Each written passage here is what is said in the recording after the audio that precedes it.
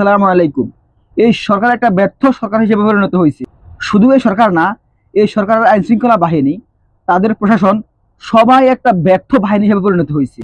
যে ছাত্রদের নেতৃত্বের মাধ্যমে এই সরকার গঠিত হয়েছে, এই সরকারের লোকেরা ক্ষমতায় গেছে, অথচ সেই ছাত্রদের জীবনের যে নিরাপত্তা, যে সেফটি, এটা দিতে ব্যর্থ হচ্ছে এই সরকার। জুলাই বিপ্লবে অংশ নেওয়া, জুলাই গণ অভ্যুত্থানে নেতৃত্ব দেওয়া শিক্ষার্থীরা, নেতৃত্ব দেওয়া সমন্বয়কদেরকে এখন কারা হত্যা করতেছে। জুলাই বিপ্লবে অংশ নেওয়া, জুলাই গণ অভ্যুত্থানে নেতৃত্ব দেওয়া সমন্বয়কদের জীবনের যে সেফটি, যে নিরাপত্তা, এটা দিতে এখন ব্যর্থ হচ্ছে এই সরকার।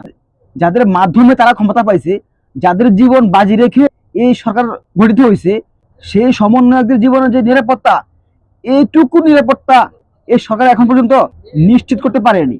এই অন্তর্বর্তীকালীন সরকার গঠিত হয়েছে যে প্রায় 4 মাস। এই 4 মাসের ভিতরে অন্তত 8